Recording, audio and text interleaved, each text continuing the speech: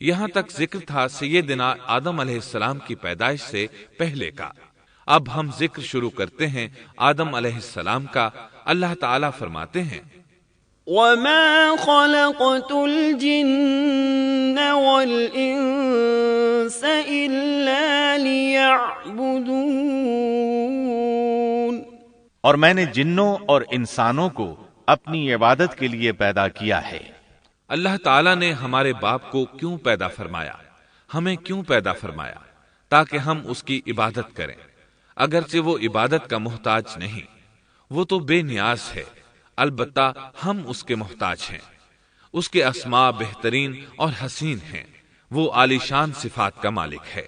اس نے اپنے ناموں کے آثار ظاہر کرنے کے لیے مخلوق کو پیدا فرمایا، رحمت کے آثار، قدرت کے آثار، جبر اور طاقت کے آثار اور حکمت کے آثار ظاہر کرنے کے لیے مخلوقات کو پیدا فرمایا، ورنہ وہ کسی چیز کا محتاج نہیں۔ آدم علیہ السلام کی تخلیق سے پہلے ہی اس بارے میں اللہ تعالیٰ کا فرشتوں سے مکالمہ ہوا۔ اللہ تعالیٰ نے فرمایا وَإِذْ قَالَ رَبُّكَ لِلْمَلَائِكَةِ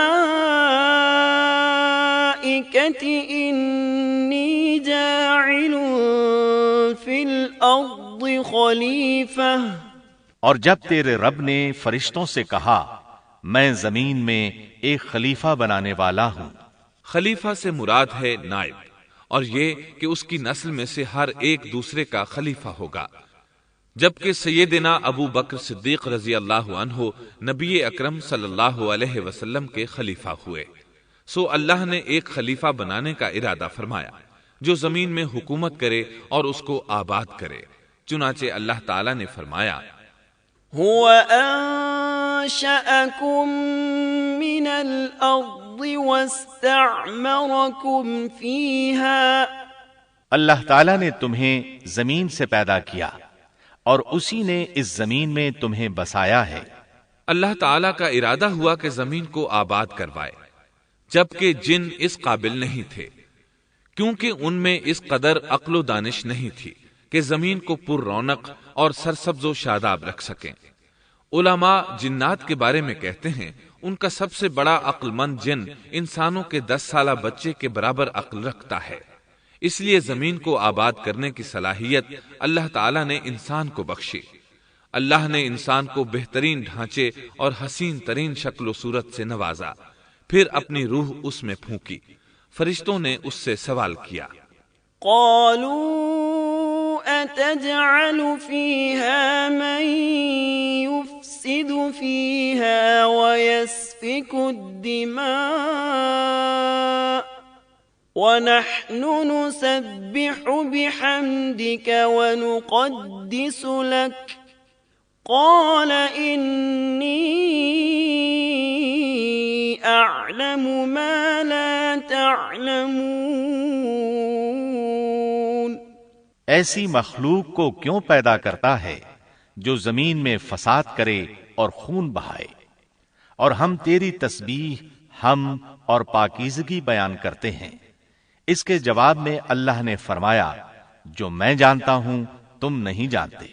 دراصل فرشتوں نے کسی طرح معلوم کر لیا تھا کہ آدم کی اولاد زمین میں فساد کرے گی، خون ریزی کرے گی، لیکن انہوں نے یہ بات اعتراض کے طور پر نہیں کہی تھی، کیونکہ ایسا اعتراض تو گناہ ہے، اور فرشتے پلک جھپکنے کے برابر اللہ کی معصیت اور نافرمانی نہیں کرتے، جیسا کہ ارشاد ہوتا ہے بل عباد مکرمون لا يسبقونه بالقول وهم بأمره يعملون، بلکہ وہ تو نہایت معزز عبادت گزار ہیں، کسی بات میں اللہ پر پیش دستی اور سبقت نہیں کرتے، اور اس کے حکم پر عمل کرتے ہیں۔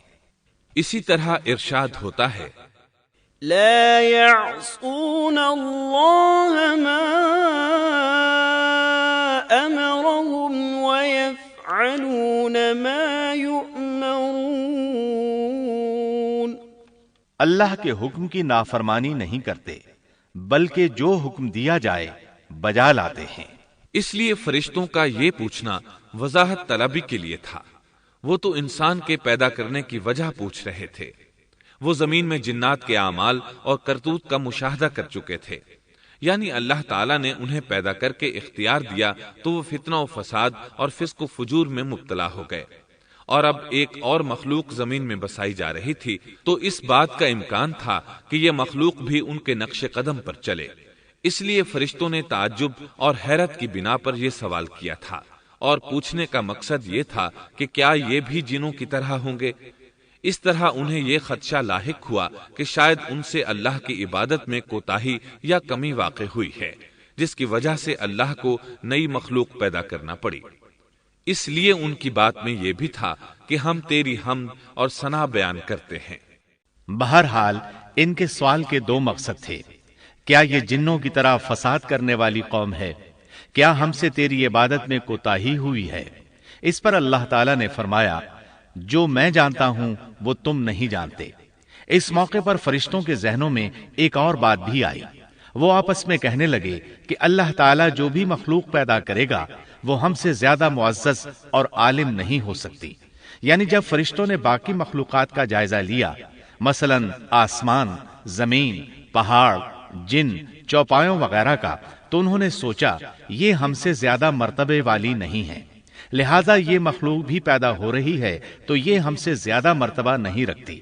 یہ ہمارا خاص مقام ہے کہ اللہ کی تسبیح میں مصروف ہیں، کفر سے محفوظ ہیں، ہر حکم بجا لاتے ہیں، اللہ کے تمام احکامات پورے کرتے ہیں، آسمان اور زمین میں اس کا حکم نافذ کرتے ہیں، اور اللہ کے نزدیک ہم سب سے زیادہ شرف والے ہیں۔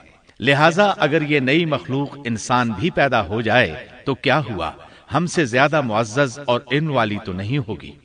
بہرحال جب اللہ تعالیٰ نے آدم کو پیدا کیا تو زمین کی مٹی لانے کا حکم فرمایا، چنانچہ اللہ تعالیٰ کے پاس مٹی لائی گئی۔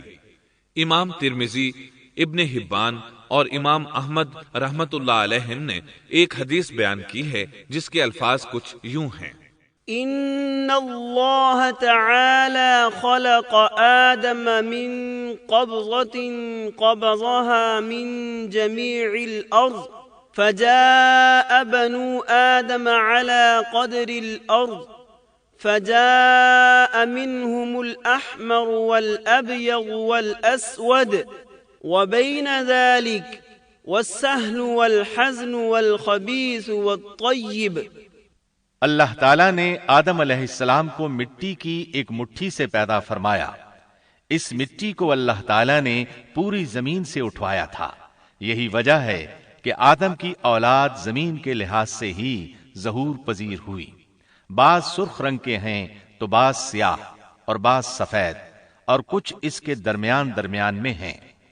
بعض نیک ہیں، بعض خبیث، اور کچھ پاکیزہ قسم کے ہیں۔ انسان کی تخلیق مٹی سے شروع ہوئی، اس مٹی کو پانی سے تر کیا گیا تو یہ تین بن گئی۔ اسی وجہ سے قرآن مجید کی بعض آیات میں تراب کا لفظ آیا ہے۔ تراب خشک مٹی کو کہتے ہیں، اور بعض آیات میں تین کا لفظ آیا ہے۔ تین تر اور بھیگی مٹی کو کہتے ہیں۔ اللہ تعالیٰ فرماتے ہیں خلقہ من تراب، یعنی آدم کو تراب سے پیدا کیا گیا۔ مٹی کی عام حالت کو تراب کہتے ہیں، اور فرمایا اذ قال ربك للملائكة انی خالق بشرا من طین۔ جب آپ کے رب نے فرشتوں سے کہا کہ میں مٹی سے بشر کو پیدا کرنے والا ہوں۔ جب اس مٹی کو پانی سے زیادہ بھگویا گیا تو وہ لیسدار ہونا شروع ہو گئی، اسی لیے اللہ تعالیٰ نے فرمایا اِنَّا خَلَقْنَاهُم مِّن طِينٍ لَازِبٍ۔ ہم نے انسان کو لیسدار اور چپکنے والی مٹی سے پیدا کیا۔ پھر اللہ تعالیٰ نے اپنے مبارک ہاتھوں سے انسان کا ڈھانچہ تیار کیا۔ اللہ نے فرمایا خَلَقْتُ بِيَدَيَّ، میں نے اپنے دونوں ہاتھوں سے پیدا کیا۔ اللہ تعالیٰ نے انسان کی خلقت فرشتوں کے سپرد نہ کی، بلکہ بذات خود اسے تخلیق کے مراحل سے گزارا اور اپنے ہاتھوں سے اس کی تصویر کشی کی۔ اللہ نے انسان کو پہلے ایک مورتی کی صورت میں ڈھالا، اس کے بعد ایک مقررہ مدت تک چھوڑے رکھا، یہاں تک کہ گیلی مٹی خشک ہو گئی اور اس کا رنگ سیاہ ہو گیا، بدبو آنے لگی، پھر وہ کھنکھناتی مٹی میں بدل گئی اور آخرکار آگ پر پکی ہوئی مٹی یعنی فخار ٹھیکری کی صورت اختیار کر گئی، جس سے مٹکے وغیرہ تیار کیے جاتے ہیں۔ سیاہ مٹی کو ہما ان کہتے ہیں اور بدبودار کو مسنون کہتے ہیں، اور کھنکھنا کر بولنے والی مٹی کو سلسال کہتے ہیں، اور ٹھیکری کی طرح کی مٹی کو الفخار کہتے ہیں۔ مختلف آیات میں یہ الفاظ وارد ہوئے ہیں۔ وَلَقَدْ خَلَقْنَاكُمْ ثُمَّ صَوَّرْنَاكُمْ، ہم نے تمہیں پیدا کیا اور پھر ہم ہی نے تمہاری صورت بنائی۔ اور فرمایا وَلَقَدْ خَلَقْنَا الْإِنسَانَ مِنْ صَلْصَالٍ مِنْ حَمَإٍ مَسْنُونٍ، اور یقیناً ہم نے انسان کو کھنکھناتی خشک مٹی سے پیدا کیا جو کہ بدبودار اور سیاہ گارے سے خشک ہوئی تھی۔ اور فرمایا خلق الانسان من صلصال كالفخار، اللہ نے انسان کو کھنکھناتی مٹی سے پیدا کیا جو کہ ٹھیکری کی طرح تھی۔ ان تمام آیات کریمہ میں کوئی تناقض، تعارض اور اختلاف نہیں، اس لیے کہ ان مختلف آیات میں انسان کو اس کی تخلیق کے مختلف مراحل کی یاد دہانی کرائی گئی ہے۔ خلاصہ کلام یہ ہوا کہ تخلیق کے عمل کا پہلا مرحلہ تراب تھا، یعنی عام حالت والی خشک مٹی، پھر تین یعنی بھگوئی ہوئی مٹی، پھر لیس دار مٹی یعنی سلسال، پھر ٹھیکری کی طرح کی مٹی یعنی فخار، اور یہ کام جمعے کی آخری گھڑی میں کیا گیا۔ اور یہ دن اللہ کے لحاظ سے شمار ہونے والے دنوں میں سے ہمارے دنوں کی طرح نہ تھا، ہمارے اور اللہ کے دن مختلف ہیں۔ تخلیق آدم دراصل اللہ کا کرشمہ ہے، انسانوں کو ایک صورت عطا کی گئی۔ اس مرحلے کا تذکرہ بخاری اور مسند احمد کی ایک روایت میں ہے۔ خلق اللہ آدم وطوله 60 ذراعا فكل من يدخل الجنة على صورة آدم فلم يزل الخلق ينقص حتى الآن۔ اللہ نے آدم کو پیدا کیا اور ان کا قد 60 ہاتھ یا 60 میٹر لمبا تھا۔ تمام جنتی لوگ اس قد آدم کے ساتھ جنت میں داخل ہوں گے، اور اس وقت سے لے کر آج تک مخلوق کا قد کم ہوتا چلا آ رہا ہے۔ بعد والے لوگ گزشتہ زمانے کے لوگوں سے ہمیشہ چھوٹے قد کے ہوتے چلے آ رہے ہیں۔ بہرحال سب سے پہلے اور سب سے لمبے انسان آدم علیہ السلام تھے۔ امام احمد نے منفرد طور پر ایک روایت بیان کی ہے، اس میں رسول اکرم صلی اللہ علیہ وسلم نے آدم علیہ السلام کی لمبائی 60 ہاتھ یعنی 60 میٹر اور چوڑائی 7 ہاتھ بیان فرمائی ہے۔ سبحان اللہ! سیدنا آدم کس قدر ضخیم اور عظیم مخلوق تھے۔ صحیح مسلم اور مسند احمد کی روایت میں ہے، لما خلق الله آدم تركه ما شاء أن يدع فجعل إبليس يطيف به ينظر إليه فلما رآه أجوف عرف أنه خلق لا يتمالك۔ اللہ نے آدم کو پیدا کیا تو اسے اپنی منشا کے مطابق کچھ عرصہ ڈھانچے کی صورت میں چھوڑے رکھا۔ ابلیس اس کے ارد گرد چکر لگانے لگا۔ اس نے دیکھا کہ وہ پیٹ والا ہے۔ وہ سمجھ گیا کہ یہ مخلوق اپنے آپ پر کنٹرول نہیں کر سکے گی۔ اس حدیث سے معلوم ہوتا ہے کہ انسانوں کی طرح جنات کا پیٹ نہیں ہے، صرف انسان ایسا ہے جس کا اندر والا حصہ کھوکھلا ہے۔ بہرحال اللہ نے انسان کو اس شکل و صورت میں پیدا فرمایا۔